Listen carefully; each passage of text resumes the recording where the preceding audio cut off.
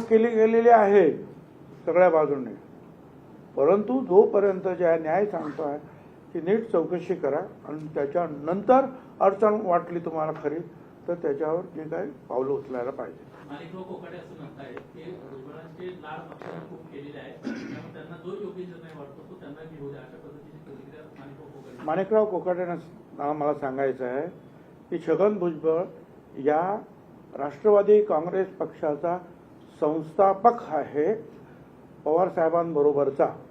पवार साहेब आणि आम्ही दोघे याचे प्रमुख संस्थापक आहोत. खरं म्हणजे काय माझा जो एटेंट बंगला होता विरोधी पक्षनेत्याचा, तिथेच या झेंडा कुठला असावा, नाव काय असावं, व त्याची जे निशाणी आमची घड्याळ कशी असावी, एवढंच नाही तर घटना अमुक तमुक सगळं काय केलेलं आहे.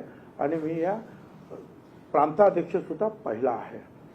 कोकाटे हे तसं पाहिलं तर उपरे आहेत.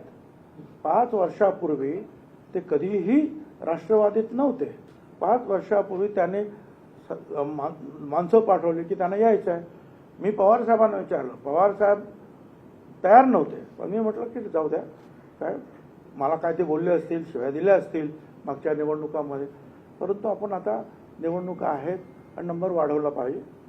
पवार साहेबांनी सांगितलं की तुला काय पाहिजे तो घ्या निर्णय, आणि आम्ही त्यांना घेतला. आम्ही त्यांच्या प्रचाराला सुद्धा गेलो पावसामध्ये.